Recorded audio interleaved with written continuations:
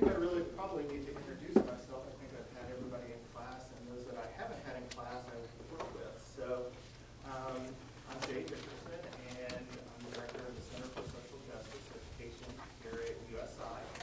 And this is our first Let's Talk About series this year. We would like to welcome you and thank you for coming today. The Let's Talk About series has been developed through the USI Social Work Department to address social issues, to become education, to bring education to our students and to our community. And so today's presentation is Let's Talk About Homophobia. And on our panel today, we have some very wonderful guests that agreed to come and speak to us about the issue of homophobia. And before I introduce our guests that are here, I'd just like to say that we did have a few individuals that weren't able to make it today. Wendy Turner-Fry was going to be our moderator. She's out with the flu. Amy McKibben, she was hospitalized over the weekend, so she's back home, but she's very sick, and Kelley is also out. So they apologize for their absences. They wish they could be here. But I'm sure our remaining panelists will do us proud on this issue. I'd like to introduce first Rebecca Fisher. She is a MSW. Tabatha, who is a BSW and Administration of Justice. They are a couple, and they are foster parents, hoping to adopt their foster child who they have, and they'll be speaking on some issues, legal and illegal, that they have been facing in the process. And we also have Ben Gardner from Freedom, Indiana, who is working to oppose the HJR 6 proposition that is going before Indiana. So let's give them a warm welcome. Perfect timing. And Kelley Coures, who is from the city of Evansville, and he is the Community Development Coordinator. And so, welcome everyone. We're so glad that you could come and be with us today. So, everyone has food but me. What the hell is that? This is anti-Semitism at its finest. You're starving the Jews. There you're starving the Jews. Okay, I think I'm a little off there. Thank you. But that's what we do. It is. So when we talk about homophobia, homophobia is a irrational fear and aversion to homosexuals and homosexuality. And you know, many of us who are part of this community, you know, we face issues every day. We face illegal discrimination, and we also face legal biases and legal discrimination. And that's why we have our different panelists here who can speak to us on the different levels of this discrimination that is happening. And so what we would like to start out to do is just kind of have our guests give a little maybe 5-minute or so explanation of where you're coming from, your experiences with discrimination, and where you see this moving, and you know what is happening, what you're seeing within our communities. Your first More anti-Semitism. You're making me go first. Shame. Okay. Well, it's okay. It's all right. Well, actually, I always describe myself as, in Evansville, I'm everyone's rent-a-queer. If you need a speaker or a lecturer or someone to come, I'm the guy they call. 2 years ago, the Mid-American Institute on Aging put on their annual event here, which trains senior care people, senior care nursing home people. Do you mind if I take my jacket off? That's all you're going to see, though. So they were sitting around the room, these people organizing this thing, and saying, we've never done an LGBT portion of this, we need to do that. Well, who can we get? And these are people who had no idea who I was. And someone goes, Kelley, we'll get him. So it's like everyone, it's like people know that. So I would describe myself as a gay Jew whose first boyfriend was black. So if you're playing cultural Scrabble, I'm a triple hate word score. It's awesome. You can like fill in all these blanks with me. And I've been with the same guy in March, we'll be together for 19 years. 5 of the best years of my life. Never too. We raised 2 children. They're 19 and 24. Our oldest is a senior here at USI, and she's model gorgeous. Her parents gave her DNA. I gave her Vogue and quality fashion sense. But I grew up in Evansville. I was born here in 1959. Graduated from Harrison High School in 77. I just buried my mother October the 8th. And my mother was the original P-flag mom in Evansville. If you were a gay teenager in the 70s, it's like there was no images on TV for you to follow. There was no role models out there for you to follow as a gay person. But, my mom, I came out to my mom when I was like 16, 15, 16, and she was like, well, I knew that when you were 4. Why are you telling me that? But my house was the house. There were 5 or 6 of us at Harrison who were out to each other. My friends couldn't be out at home. They had to hide who they were at home. So my house became the house that everyone could come to. There were all the bikes in my yard. And my mother was great. She didn't serve judgment. She served pizza rolls, in the family room. And, she was trying to find me a boyfriend when I was a teen. We'd be out shopping, and she'd say, she'd call from across the store, hey, this is Gavin. I think he's homosexual too. Mom, that's great, but not everyone at Sears needs to know this. So I had it easy. I had it easy. My stepfather was a politician. I was a Republican, and I grew up in a very politically involved household. He was a state senator for 2 terms, but they never punished me. They never judged me. They never pushed me to be anything other than who I was. So I had it easy. I had the easiest life of any gay person who grew up in my generation. I buried 35 friends from AIDS. I served on the original AIDS Resource Group board for a decade when it was thought of as God's punishment for who we were. So it was a rough time, but I had it easy. So I don't have any harsh coming out stories. Someone wants to call me a fag, you go right ahead because I'll curl you up in the fetal position after you do so. So let's move on.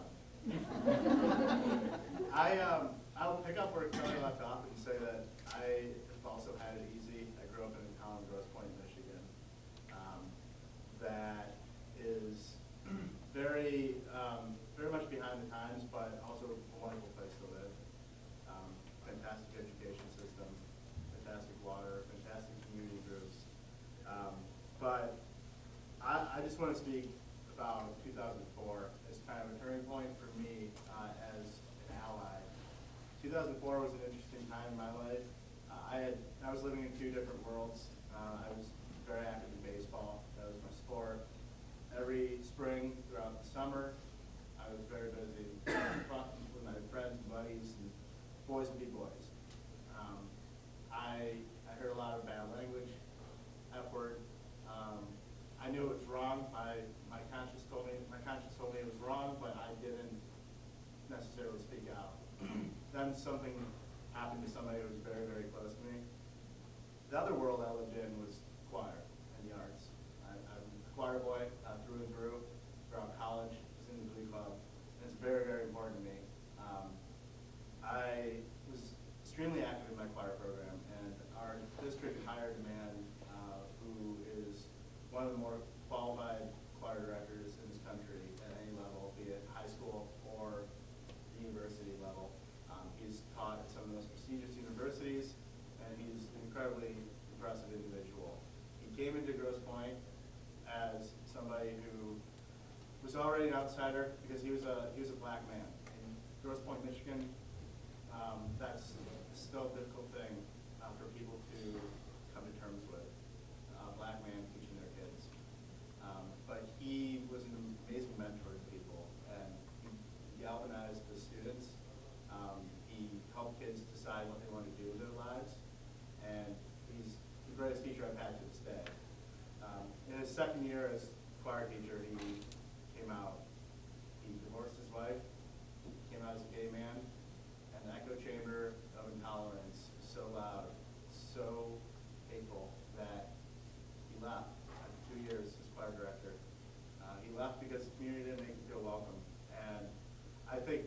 spoke about having a community that did support him, or at least a group of people that supported him. I think that's so important. And Grosse Pointe didn't provide that. And it really made me angry at the time.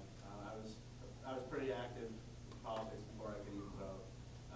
So I saw things more through a more visceral lens than I do now. But it made me angry because the community didn't welcome him. And so now I flash forward to where we are now in Indiana, and I've been organizing for political campaigns for the last few years since graduating college. And I identify as an organizer because you get to build relationships with people, and you help empower people and see the ways they can change their government and change their community. I'm somebody who's been working for politicians since college, and I'm tired of that. And Indiana provides a really, really wonderful opportunity to fight codified discrimination, and in some small way, hopefully move us forward.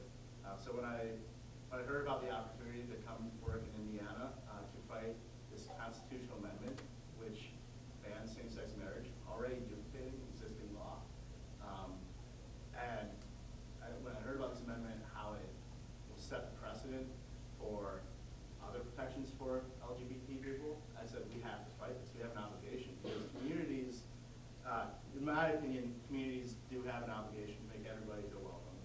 And we're at a point as a country where we're moving in the right direction. There's been several encouraging signs. The Supreme Court ruling on DOMA is certainly encouraging, but there's still so much work to be done. And you really realize it when you start to study some of what's going on at the state level. So right here in Indiana, we'll talk more about it later on, but I think the opportunity we have to send the message that Indiana is no longer willing to accept the anti-LGBT legislation and the anti-LGBT political efforts, I think that would be a really, really, really important signal that we send to the opposition and people who are not comfortable with the idea of LGBT people gaining equal rights. So I identify as an organizer who is ready to help people throughout the state see how they can impact change in their government, and how they can reach out to their legislators and tell them this is wrong, this is going to affect my life, this is going to affect my brothers and sisters, and we must change it. So I'm excited to be in Indiana, and I look forward to talking to you more about it later on. So You all over to respond. Oh.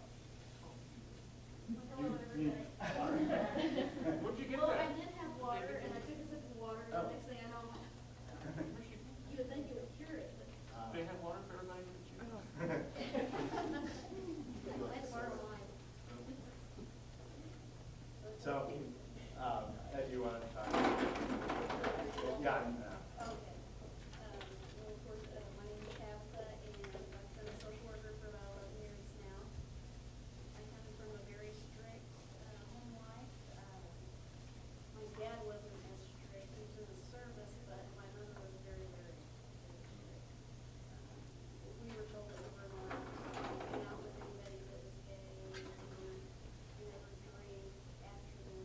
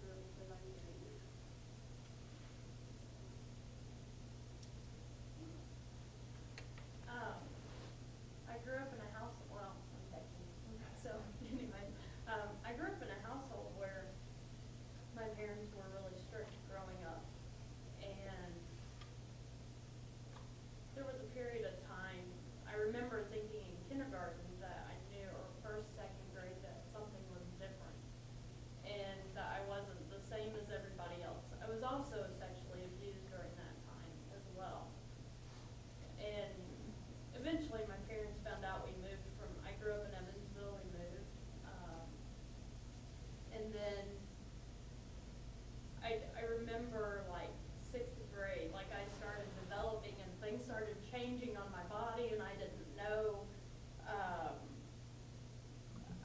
I just didn't feel comfortable. I didn't feel right. I didn't feel like I was in the right body. I felt like I was supposed to be a boy. I just had a lot of gender issues, I think, growing up, and not thinking that I was the right person, and I wasn't made to be who I was. And I remember my parents growing up, they never enforced you can't be around gay people or you can't talk to them, but the subject was never really talked about in our household until my mom mentioned one day, or I had said something, I don't remember, I just remember my mom telling me that if any of her kids were ever gay, she would disown them. And that set the pattern for me to never tell anybody anything about myself in that aspect. Even when I started college, I still knew that things were different. I was attracted to the same sex, and people would say, why don't you have a boyfriend? And my family, and something was different. And I got involved in a relationship that wasn't healthy, that my parents didn't know about, and then they found out because I decided I just can't hide this anymore. And so I told them, and then they said, you need to go to church. And so then entered church, and then entered conferences for people that were ex-gay, and I tried to be something that I wasn't, and it was so unhealthy for me. That organization has since announced that they closed their doors, because I felt like they weren't in the changing society, they weren't helping people. And so that set the pattern then for me to change a little at a time, and I tried to live for 4 years as a straight person, and to try to find a straight relationship and try to figure out who I was. And then I started the DSW program, and then I had a professor that kind of took me under her arm, and I would write different papers, and we would talk about things. And then I went on the Jamaica trip, and then we had conversations and different things like that. And over the course of about 3 or 4 years, I really started figuring out who I was. And I finally told, I remember coming back from that trip and being able to say, this is who I am. And you're either going to like it or you're going to not be in my life. And my family had a hard time with that. Luckily, they have decided that they want me in their lives, and they haven't disowned me, but it wasn't easy. I wish I had that mom or that dad that, you know, said this is how it's going to be, but unfortunately I didn't. But I think that it has developed a sense of strength in me to be able to push forward in certain areas of my life. And then I met Tabatha, and you know, we're going to Iowa next month to get married, which is really exciting for us. Who would have thought that we could ever get married? And I remember not too long ago being at my cousin's wedding thinking, I want this. I want this to be a part of my life, and how can I make that a part of my life? And we've talked about it for a really long time, and then finally we said, Indiana doesn't recognize it, what's the point in doing it? And then we said, because we want to do it, and it's important to us. And so we made the decision that we were going to go get married next month. So kind of where I'm from. Thank you. Thank you for sharing that. As we've discussed in many of our classes here in social work, and as you've heard in the stories here, the LGBTQ community faces a lot of discrimination, both familial, and you know, in public and in our legislation. And what I would like to ask you is, you know, how are you seeing times change, or are they changing? Before the presentation panel discussion started, we had a slideshow going on that shows many recent acts of violence and discrimination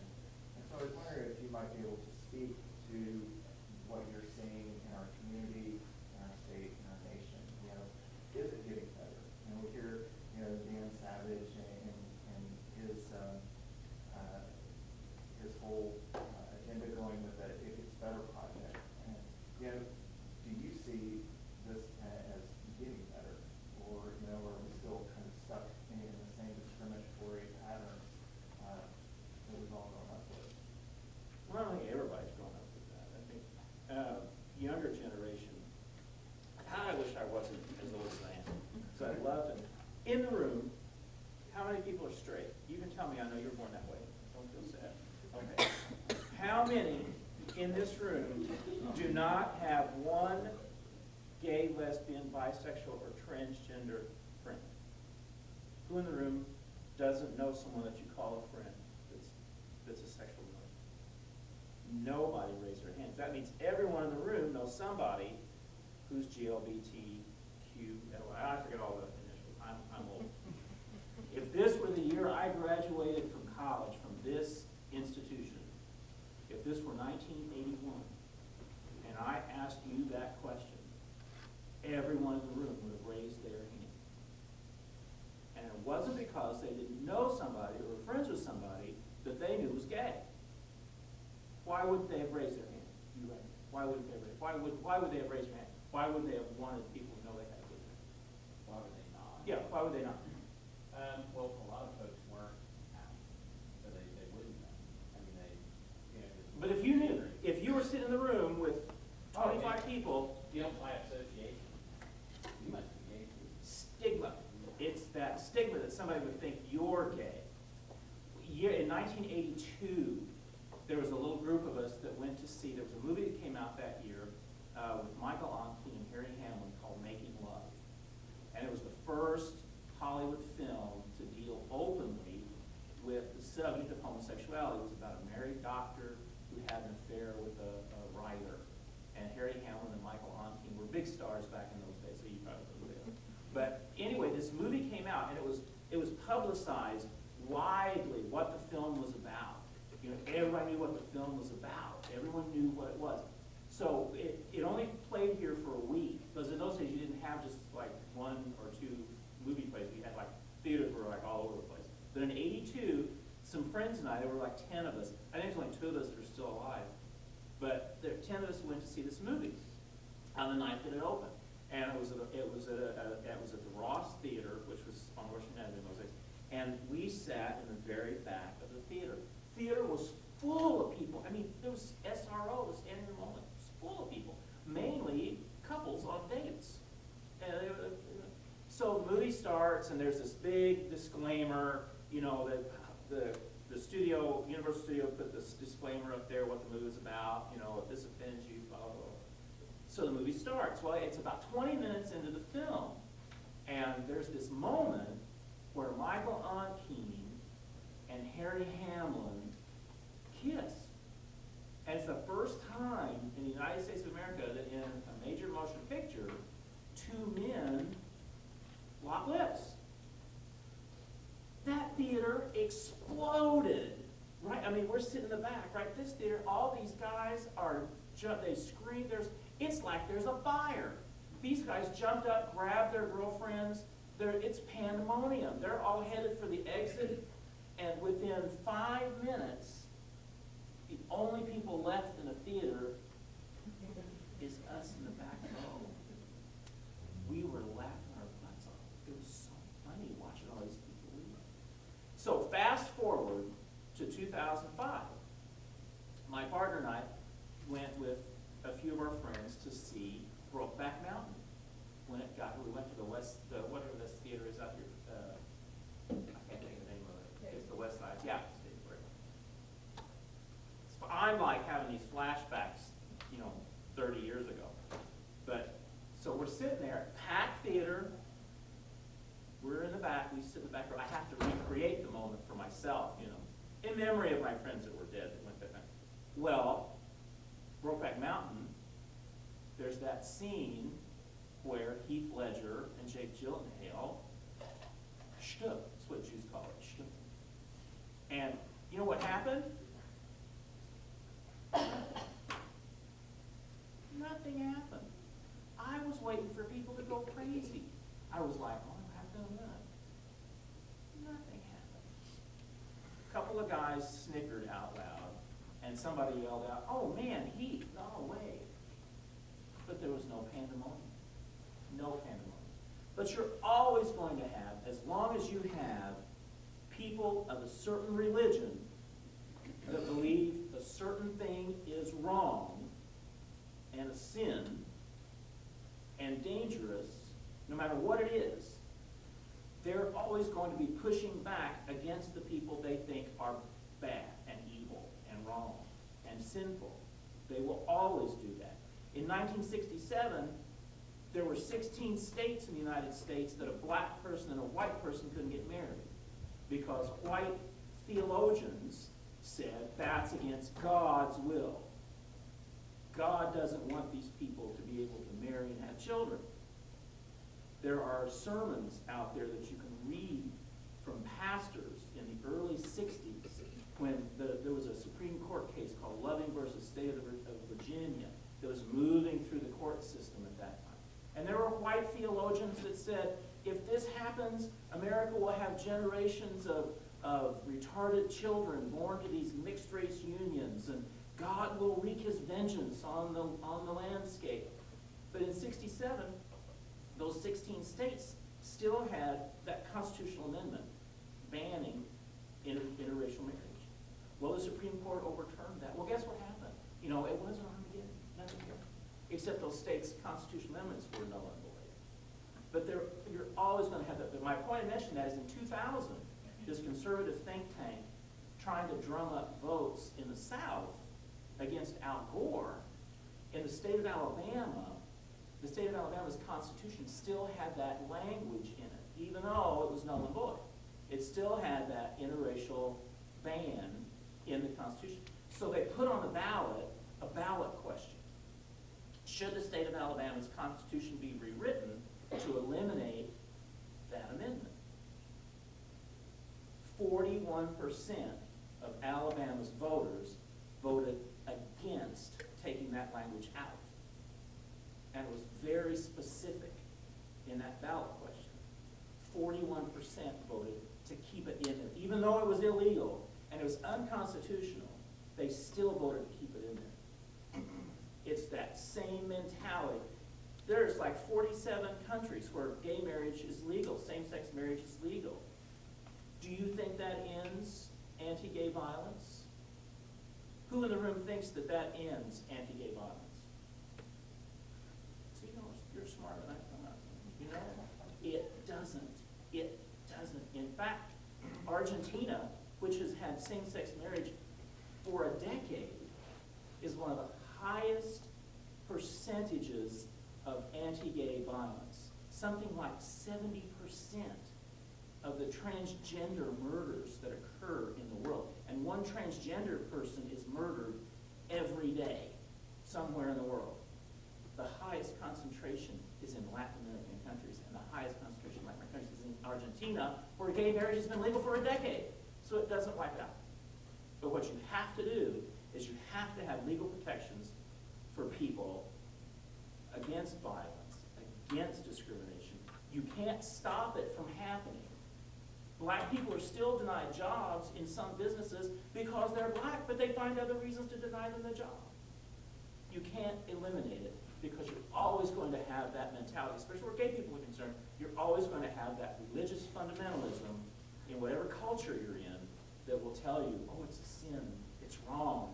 You know, God will bring his wrath onto your country for that. But you know what? New England hasn't fallen into the ocean because they've legalized gay marriage, and it's not going to. It's actually good for your economy. All right, I'm done. Move on.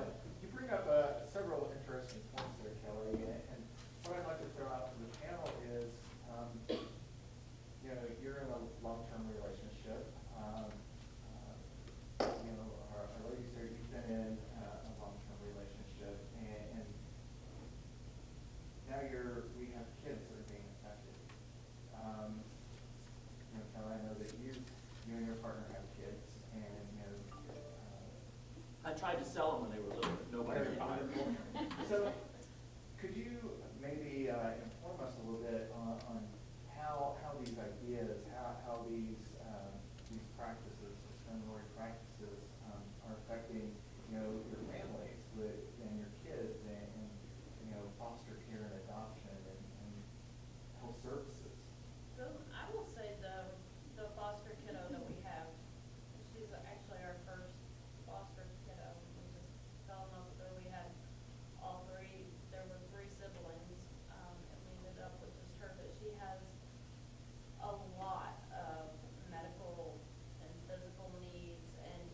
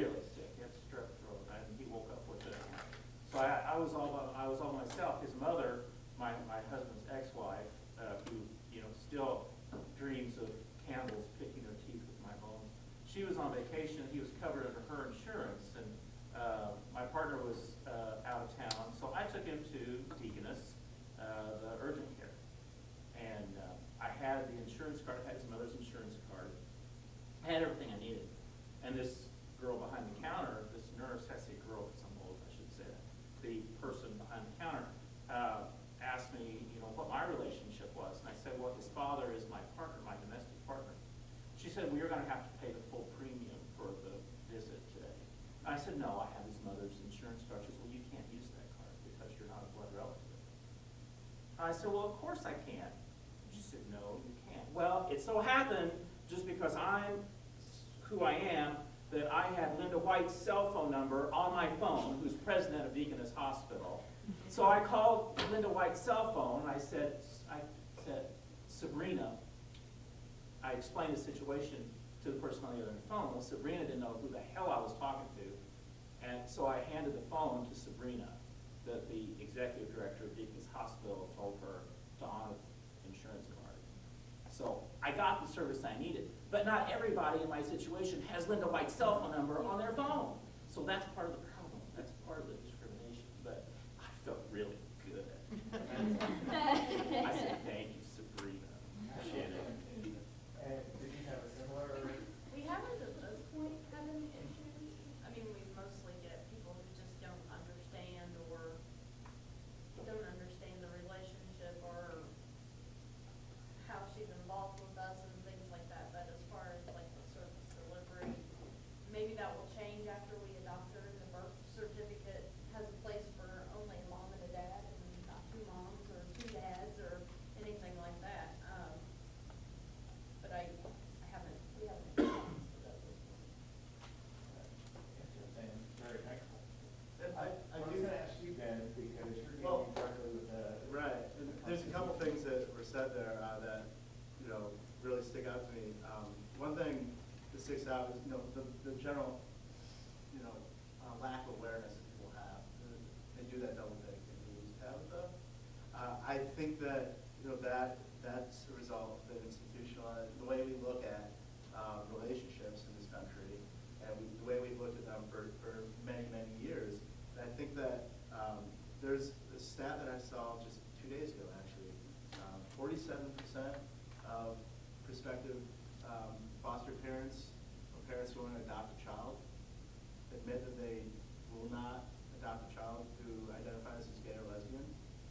47% in 2013. So when we talk about are things better, they are. And I could list so many reasons why things are better, but there's still so many areas where we need to make a lot of progress, and that stood out to me, 47%, because we do have this this belief that anybody who's willing to be a foster parent is this amazingly compassionate person. Many of them are. 47% can't bring themselves to adopt an LGBT person.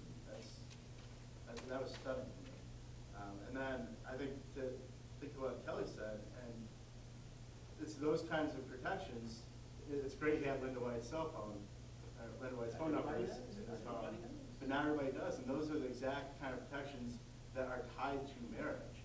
And when I think about that, there's a study that's on our website, although you have to type in the URL. It's freedomindiana.org/study.pdf.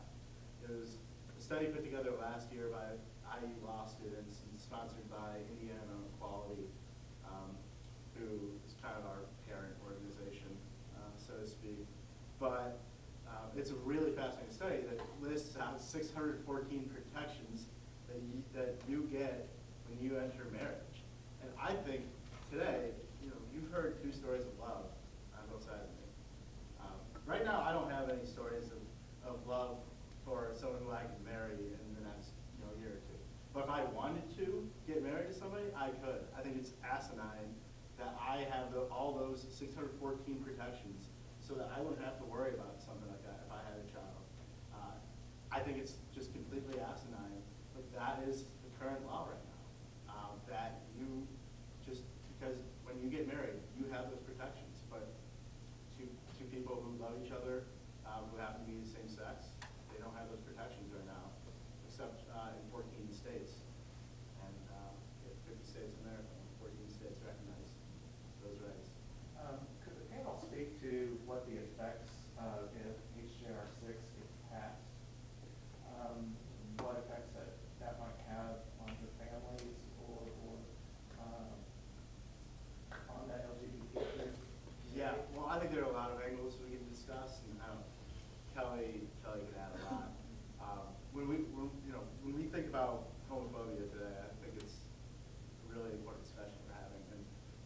think about homophobia and H.R. 6 and it being passed. H.R. 6 has to pass, in order to be added to the Constitution, it has to pass 2 separate general assemblies. So it passed in 2011. 2 consecutive. They didn't vote on it in 2013. So But it's the same general assembly. it is the same general assembly.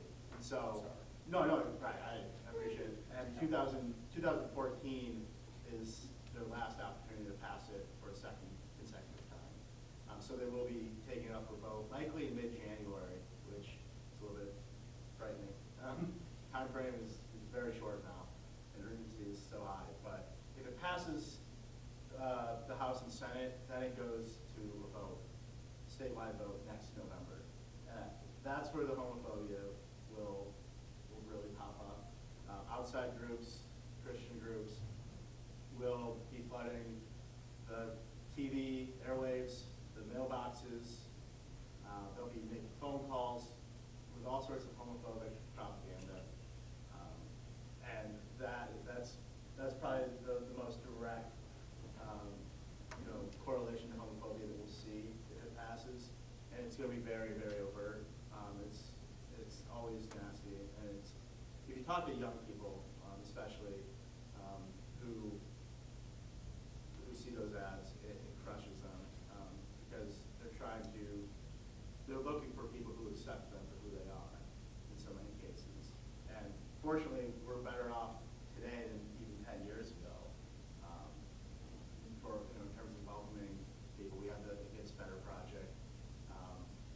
I even think back to just a personal story. There was a kid I grew up with 9 years ago when we were 14, 15, 16. He was one of the people who was calling me a faggot because I was in the choir and hanging out and I had a lot of gay friends. That was who he was. He had a changed heart. And I think what changes people's hearts are stories, people they know, people they meet, and a light bulb go on. And for him, it was his hockey coach. Now this individual happens to be a professional hockey player. He's in the NHL today. But he had a change of heart because he met this person. He met this hockey coach who helped get him to where he ended up. He won the award for best hockey player in college, his final year in college. And he joined, I was just so elated to see that he joined the board for the You Can Play project, which is a project started to encourage up-and-coming hockey players that it's okay to come out and be gay, that you can play, you can be accepted. And so that's just in 8-9 years that individuals had that change of heart. He's on their board, he donates money, and he's sincere about it.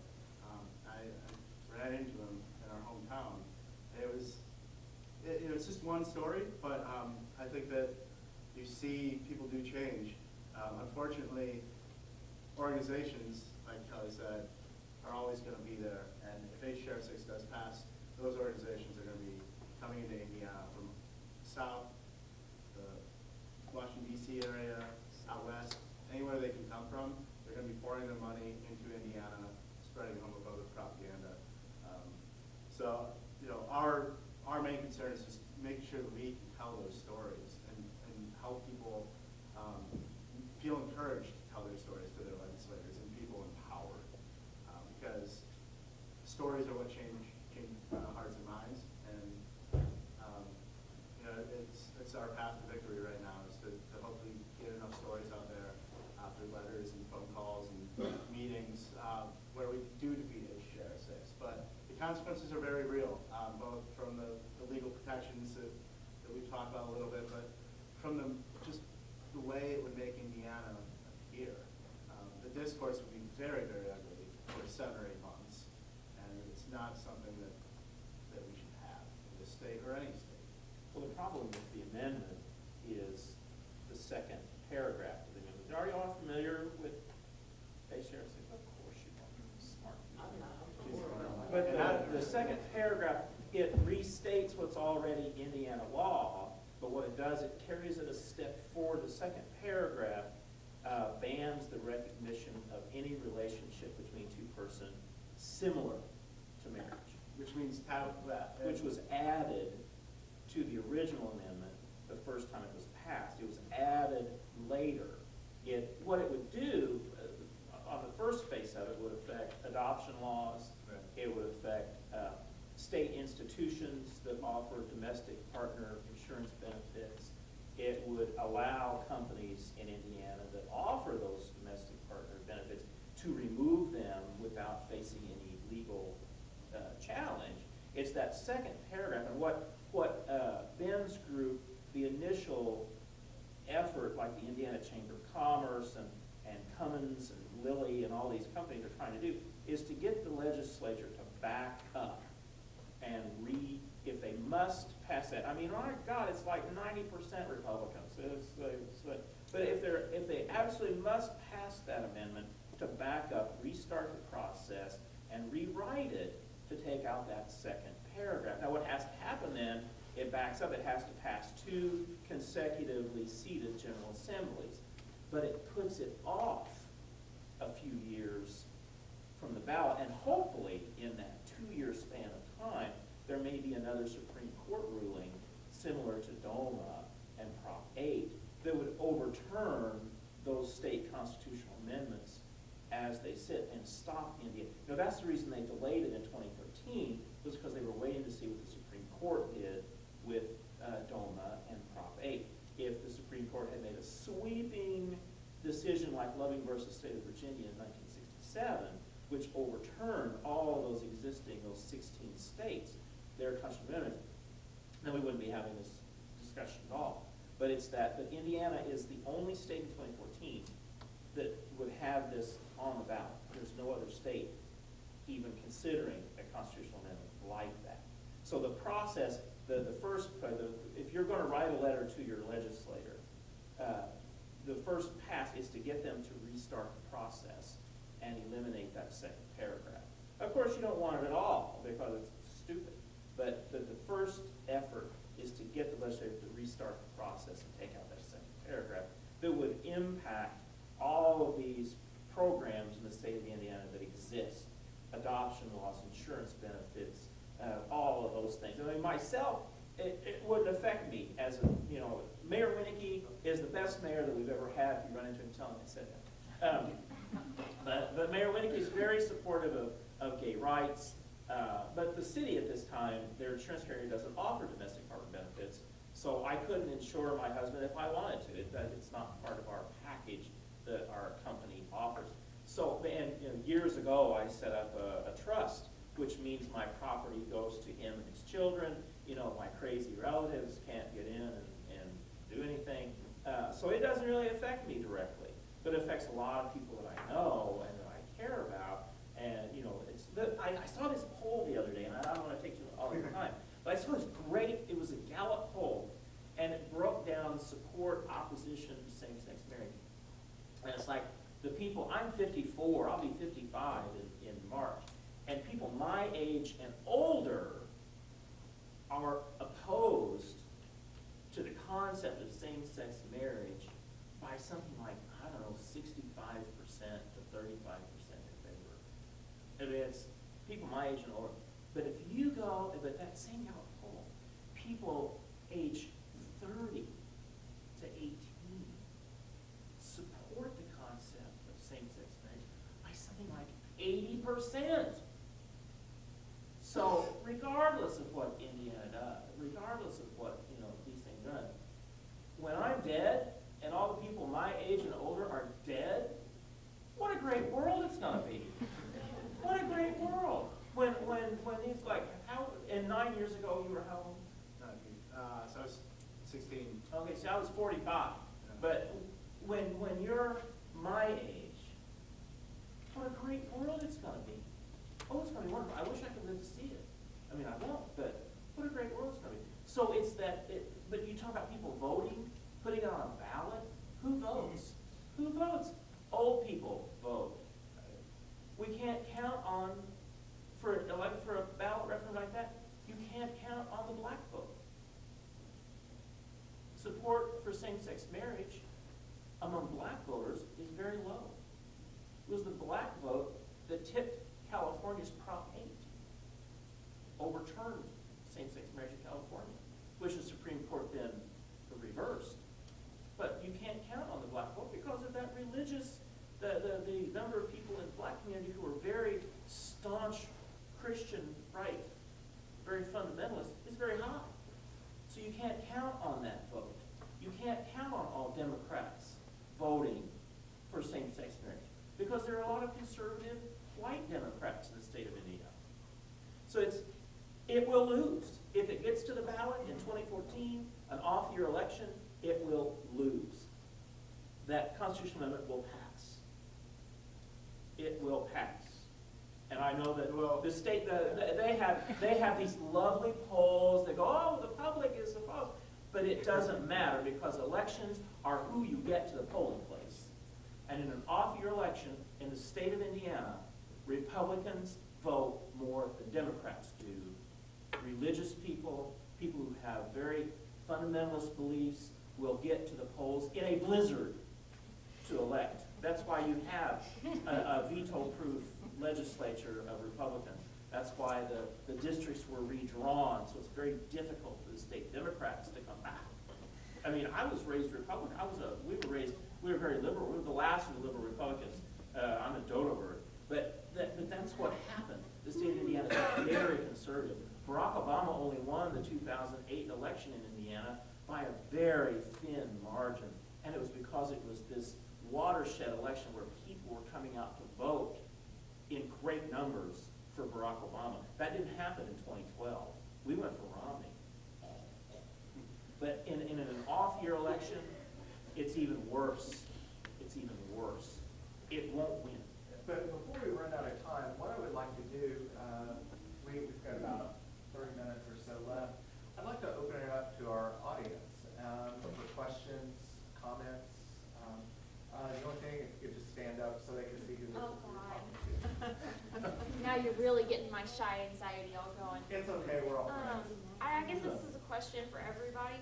Why, if they have it in law, why do they find it necessary to put it in the Constitution? Is it based on those beliefs you were talking about? I can answer that for you. Because most states that permit same-sex marriage, it was accomplished by a state court. And the state of Indiana, the Republican Party, has made it and the conservative Christian groups that have pushed for this amendment want it in the Constitution to be codified to prevent any lower court ruling in favor of same-sex marriage. They call them activist judges.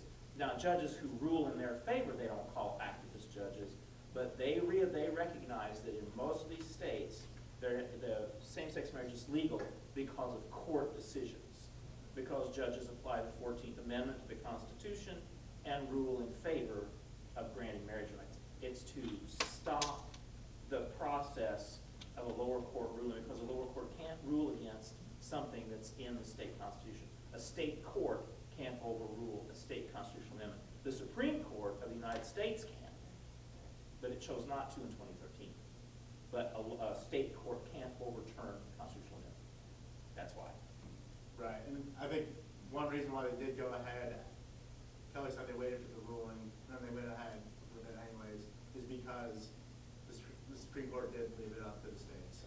And I think just, Kelley kind of hinted at it there, another reason why they do want to double down on existing law is because they do have the religious fundamentalists, they being the Republicans in the state, do have the religious fundamentalists lobbying them from all sides, and they consider Indiana, those lobbyists and those special interests consider Indiana to be one of their bedrock states, one of their states that they can count on.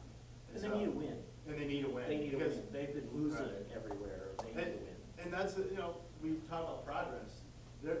Unfortunately, there is not a winning history in the LGBT rights movement and the marriage equality movement. We don't win a lot until recently. We're winning a lot recently. But the opposition is very good at mobilizing. And Kelley's right, 2014, we probably won't go down the ballot. So, But you know, in Indiana was one of the Indiana was one of the first states to, and it was when my stepfather was in the legislature, to approve school desegregation. Indiana was one of the very first states to approve school desegregation. Can you believe that? It was one of the first. Indiana was one of the first to eliminate the sodomy laws. You know, if this were the year I was born and I was sitting here talking to you about being gay, well, they could arrest me. It was against the law to be gay until 1976 in the state of Indiana. It was against the law. You couldn't be a gay person. You couldn't be gay. You couldn't talk about it. You couldn't be open about it. It was against the law. They'd take me to jail, and I look terrible in safety orange. But Indiana used to be a very open-minded, progressive. That's a word you don't hear much anymore. But it used to be a very progressive state. Indiana was one of the leading states in school desegregation. And that was a Republican legislature that approved school desegregation. But it used to be very progressive. It's creepy. We have another question for the panel. Yeah, pick on what I was in Tabatha did. How many, you said then there's not so many women, in terms of being foster parents, in terms of being adopted parents, there's just like men on this edge that we've gotten better over time. Have you run into, what have you run into in being a foster parent through the DPS? Surprisingly, we felt fairly accepted, you know, when they came in to do our interviews and kind of talked with them about, you know, kind of what we expected, or that's how I felt anyway, that it was better than I thought it would. Because honestly, I felt like they would come in and say, no, you can't do it, or no, we don't, you know, this isn't going to happen. And in terms of, on the other side of that, you have the birth parents sitting on the other side of the table who you're taking care of their children, and their views come into play. And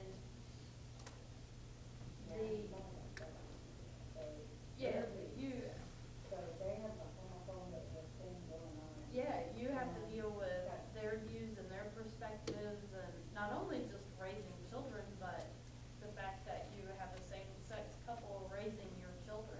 They may not agree with it, but the state or the case manager, it's mostly left up to the case manager's discretion. They can place that child with us if they want to. They don't have to tell the parents that we're a same-sex couple. The child that we have, we're very involved in the meetings and the things that go on at the DCS office with the parent, so she knows. And surprisingly enough, as religious as she is okay with it. You know, and I mean, there have been a couple times where she's made comments during meetings that I just have to let go, because, you know, I can't focus on that. We're there to try to help support this family if we can. So I had to put that personal, I think, view aside and leave that out. But Who makes those comments? the birth parent,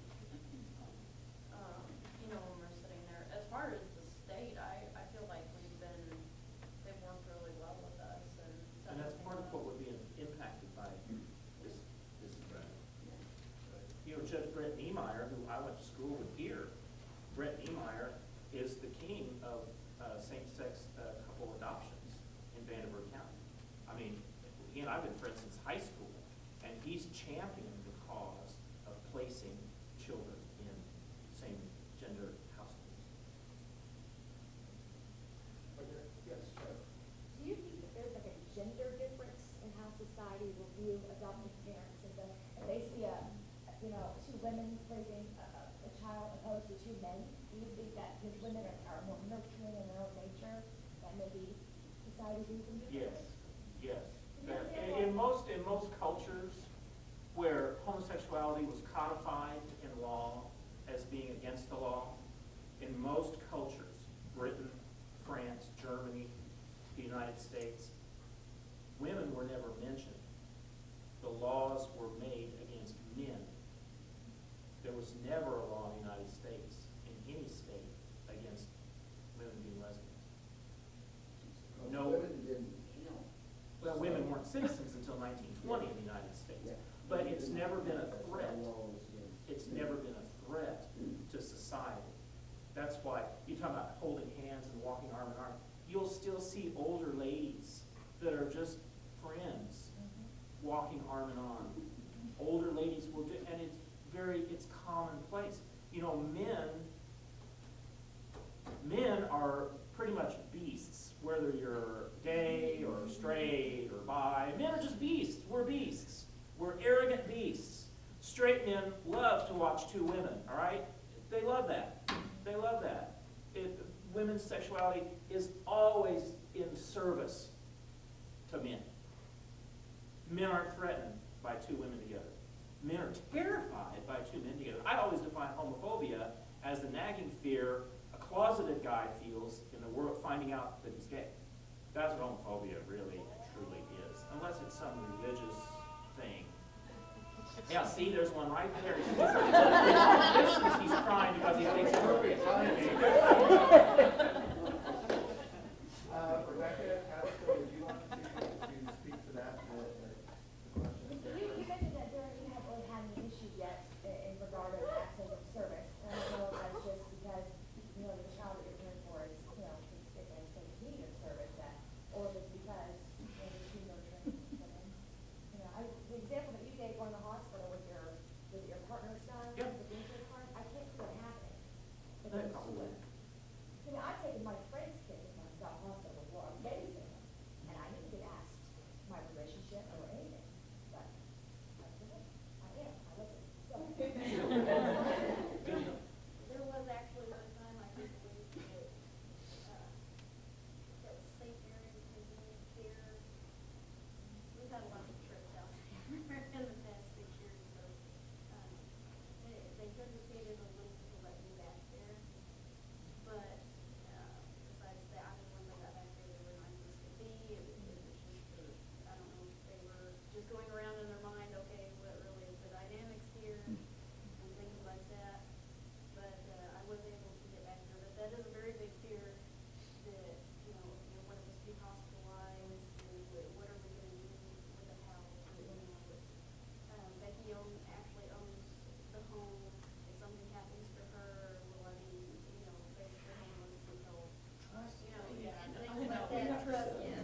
Everything's coming together with that and everything. But that's the kind of information I think the public needs to know more specifically about.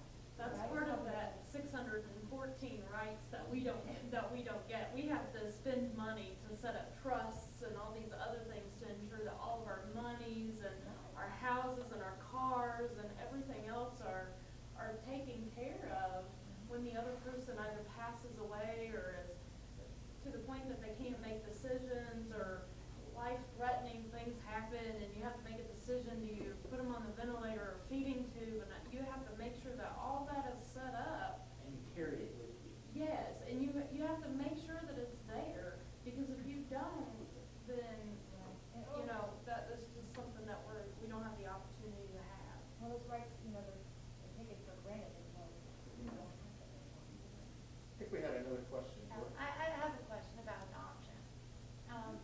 My question is, and you say that Niemeyer is like, you know, is it that both of them will be on the adoption paper, or is there one person and then do they change the names, or does one have to be the father and one has to be, I mean, I don't. The same-sex adoptions that Brett Niemeyer has done have been children that the birth parents give up their legal rights, and both partners are listed then as the parents of the child.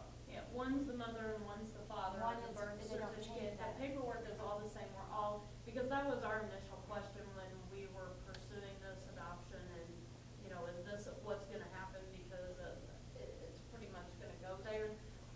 You know, we already, within that week, I had already talked to the attorney. How is this paperwork gonna look, and are we both gonna, because we had that was something we were gonna have to discuss, if not both of us could be on the paperwork, and if just one of us had to choose, Which that's a runs into other difficult decision problems, to right? make, because you both love the child the Okay. same, that doesn't change. Somebody has to say, a logic question, so if you both have the same parental rights, you both take the child to the hospital, the rights to either be with that child or make decisions for that child, any questions?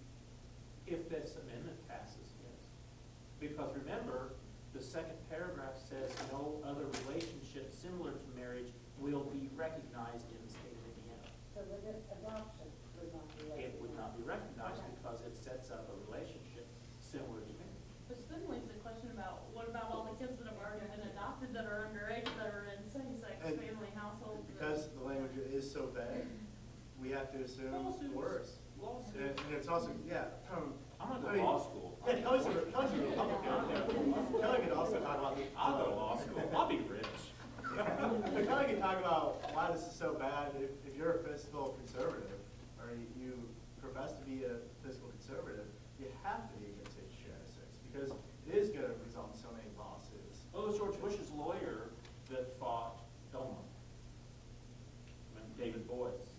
It was George Bush's very conservative lawyer who fought to overturn DOMA. They weren't both raging liberal attorneys.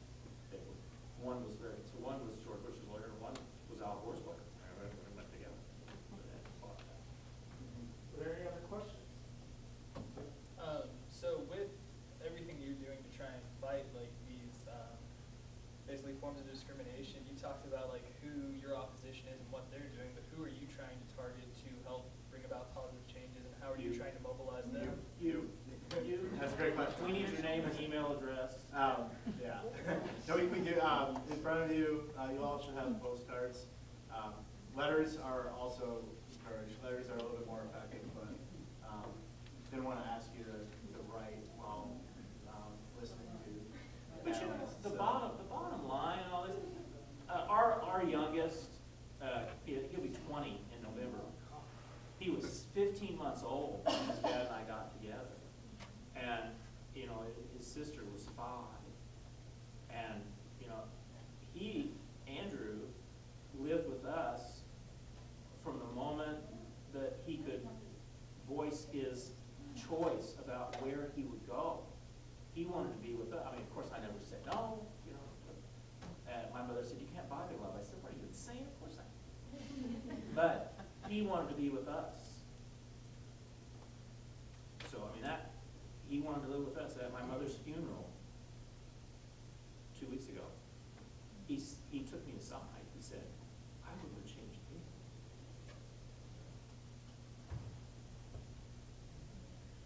It's really That's powerful. really accurate. They say that, oh, sorry. No, go ahead. They say that, and I could be wrong, but I remember that they said that children that were raised in same-sex marriages, or whatever you want to call them, were more rounded. Were rounded children. They weren't, you know. Well, I think they're more rounded. I think there's no difference. Yeah, well, yeah, but, you know what I mean, but I guess, I don't know if you want to say, I don't want to say open-minded, that's not what I mean, but, you know, it's not like the gay marriage had such an impact on them. You know what I mean? And I think that's where I've read similar reports. You know, it's other factors, you know, socioeconomic status, other things that are, you know, deeper. But to answer your question, I would appreciate it if everybody could fill out a postcard. If you don't know who your state rep, state senator is, we can write their name. If you just provide your address, this is just one of many ways that we contact legislators. We are encouraging everybody to write one letter a week to their legislator, asking them to vote no on HJR 6. You can go to our website, freedomindiana.org, to look at a letter writing template and how you might be able to tell your story in a letter. Because I know not many people write letters anymore, so I'm guilty of that as well. But letters have a much bigger impact on legislators than, say, an email or a Facebook post. These will be nice because we're going to deliver a big box of these in one day. It's going to make quite a statement. We're hoping to have as many as we can. But in terms of who we're working with, that's really exciting. And just yesterday we got some wonderful news about a new group that's supporting us. The Indy Chamber of Commerce came out with a very strong endorsement of Freedom Indiana and came out with very strong opposition against Share 6. So we have business leaders. We have Eli Lilly and Cummins. We have more businesses that will be putting their name to our cause soon. But we also have faith leaders. And that's something I'm pretty passionate about. I grew up in the Methodist Church. The Methodist Church shaped who I was as an individual. The Methodist Church accepted Bill and Kevin in my church, and Bill and Kevin are now close friends. Bill and Kevin happen to be gay. Bill and Kevin happen to be incredibly successful at GM in Detroit. They're no different than any of the straight people I grew up with, and that are, a little bit older, maybe Kelley's age. But they're incredibly successful professionals who do amazing things. I'm gonna let that go. But I think it goes back to what we've talked about in class multiple times, that, the change that we want to see happen, it doesn't start with someone else. It starts with you. Right. And, you have to decide, where you are on human rights. Because what we're talking about, if you listen to all four of the stories, it involves basic human rights. And as clinicians, as social workers, you have to figure out where you stand on those basic rights. Well, another thing, you guys are all gonna be social work, so this is social work, are these graduate students or undergraduate? These are all MSW, no, they're all MSWs. And then, one of the serious problems out there are LGBT elders. Don't you say a word. I'm talking about people that are going into skilled nursing care and have nobody.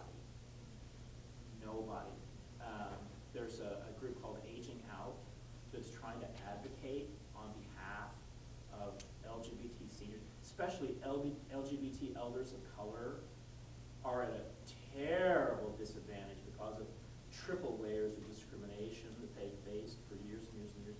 These people go into nursing homes, and especially someone, I know you said not the transgender issue you didn't want really covered here, but transgender people, they're the ones that are hit most today in terms of violence and discrimination. And you take a person who's lived the other gender all of their lives that didn't have reassignment surgery, someone like that is placed in skilled nursing care, when it's discovered who they are, they have no chance really of survival because they are shunned by people who work in nursing homes. No one wants to bathe the transgender person down the hall. Older people carry their prejudices to the grave. There are still seniors. There are people in nursing homes that don't want to room with a black person. A white person doesn't want to be in a room with a black person or let a black person care for them. Imagine some of these people when confronted with a transgender individual who outwardly looks like a woman but is still anatomically a male. I mean, it's terrible. These people, some of them are killed. They are murdered in nursing homes by people. I mean, it's terrible. So there's an issue that you guys need to take up, are LGBT elders aging out. It's a fascinating website, all kinds of case studies. I mean, it's really interesting. So with that particular issue, are there many activist groups or anyone really helping? Yeah. So are there any questions? Because we have about 10 minutes to get the room prepped for the class that's